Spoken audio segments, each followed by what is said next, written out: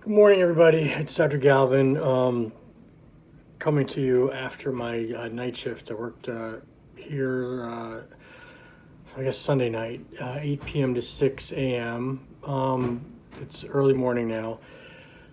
Interesting night. The hospital's a strange place. It's alternately filled with sick people, a lot of COVID patients, but also strangely dead because the volumes are way down. People are afraid to come to the emergency department.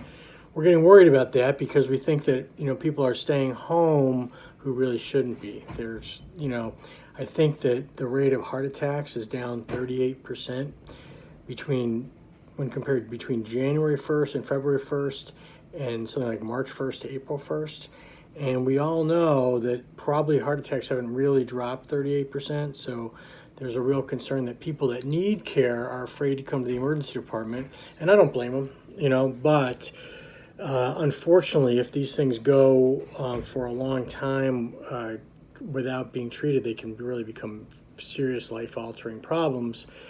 So as much as I want you guys to stay away, if you are having symptoms of a heart attack or a stroke, having chest pain, shortness of breath, things like that, please don't hesitate to come to the emergency department. We have plenty of systems in place to protect people. Our department is set up to have a COVID side and a non-COVID side, so all the COVID people go to one side of the department and they're isolated from everybody else. Everybody's masked. The visiting policy is very strict, and so don't be afraid to go to your local emergency department. I'm sure we're not the only ones doing this nationwide. So if you have to go, you got to go. But if you don't have to go, we've talked about calling your doctor, calling the emergency department, different things. What do I want to talk about this morning? I'll talk a little bit about what happened last night, some interesting sick cases. We're having this big outbreak from nursing homes and now jails. And we're going to come back to that in a little bit. I am going to briefly talk about the numbers because they're getting bigger. 2.4 million patients worldwide now, 165,000 deaths, 625,000 recovered. In the U.S., 770,000 cases, 41,000 deaths. That's up 2,100 since yesterday. About 70,000 recoveries. In the North Carolina area, we have 6,500 cases, 172 deaths. That's up 20 since yesterday. It's interesting. We talked about these volumes, and I think the other big thing that we saw this weekend were all these protests. People saying, "Hey, listen, we don't like these restrictions. We want to go back to work and everything else." And I think I mentioned it the other day. Is that it doesn't matter what our politics are. It doesn't matter how much we really, really, really want something to happen. The virus is ultimately going to decide whether or not we can safely go back to work or not. And protests aren't going to help that. And I think what will be very interesting is to see how many cases get derived from those protests because people are, blatantly not following the guidelines. I want to talk a little bit about some of the arguments, since it's a little bit less busy, I actually had a little time to do some research last night, and 41,000 deaths in the U.S. and I started wondering, what is that number compared to deaths year round, right? I think a long time ago I talked about 2.8 million deaths per year in the U.S. on average. Well, about 650,000 people die in the U.S. every year from heart disease. Heart attacks, strokes, things like that.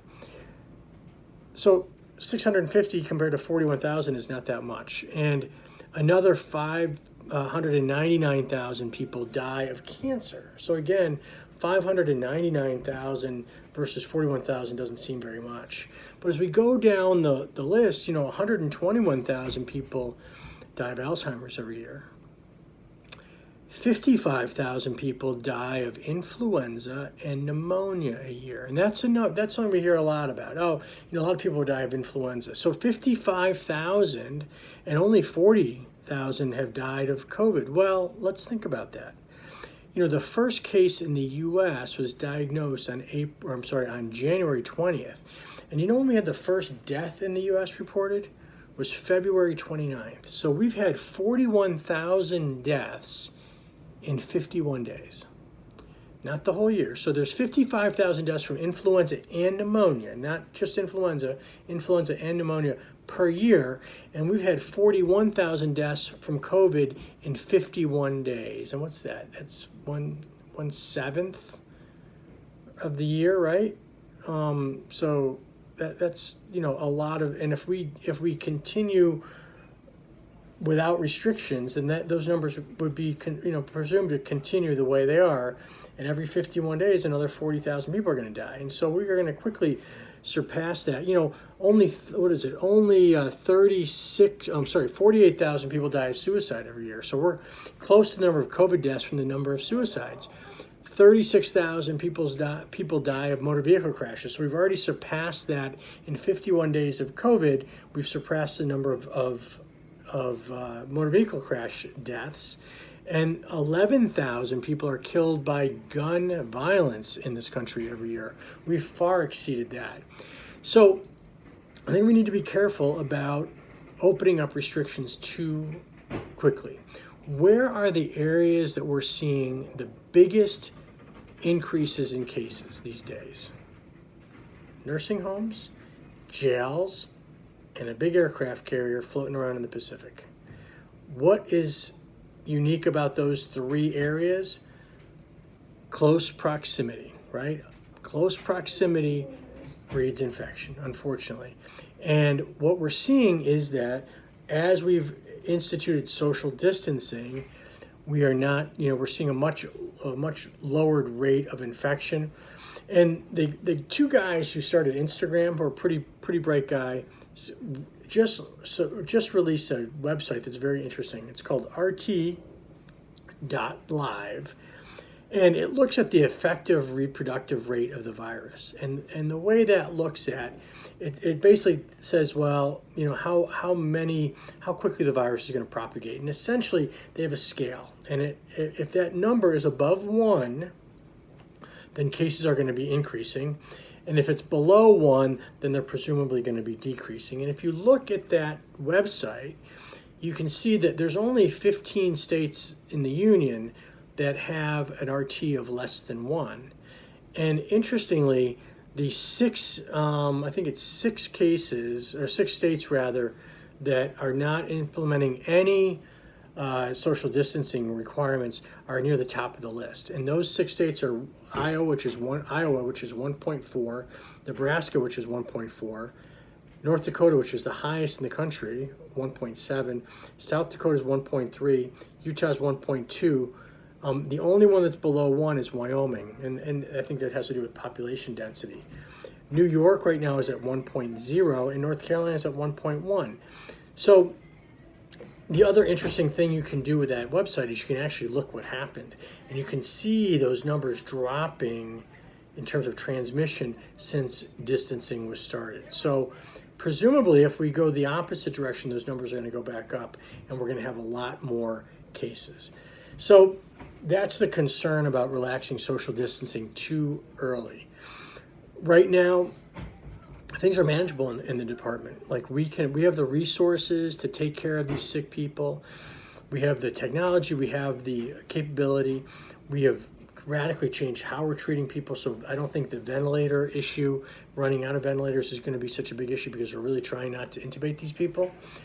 But we can easily overwhelm the system if we, without any scientific data, willy-nilly start opening things up. We really need extensive testing, antibody testing in particular. And one of the problems with antibody testing is I'm delving into it is that antibody testing is going to be a mixed bag because the government has allowed 90 companies to bring testing to the U.S., many from other countries, China, South Korea, and other places. And the government is not vetting these tests so that we don't really know how accurate they are. And already, someplace in Texas, Laredo, Texas, I think, purchased a bunch of tests, and it turns out they were 20% accurate. And they were supposed to be 97% accurate. So we don't really know how valid some of these tests are. There's also a fair number of false positives, meaning that you take the antibody test, it says you've been exposed and you haven't really. So until we get a little better handle on what tests are good and which aren't, we've got to be a little careful about the antibody testing. I'm working again tonight I will bring back another report tonight after the shift, rather. I'm a little tired. I'm going to go home and go to bed. As you can see, I did not get a blister on my nose today. Thankfully, I hate those N95 masks. And we wear an N95, and then I think I already threw it away, and then another mask in front of it. But I did buy a special N95 that's super comfortable, and I was excited because it came, and didn't I leave it home? So I didn't have it. But I'm going to bring it tonight, and I'll tell you how that works. But it's really uncomfortable. And to wear one of those masks all night long for 10 hours sucks. Although tonight I'm not here for 10 hours, I'm only here for 8 hours since they cut our hours. Anyway, I'm going to stop rambling. I'm a little out of my mind, tired. I will talk to you guys tomorrow morning after the shift. And in the meantime, like we always say, wash your hands, look after yourselves, look after your families, look out for those around you, stay safe. Take a deep breath. We'll get through this, and I will talk to you tomorrow. Good night.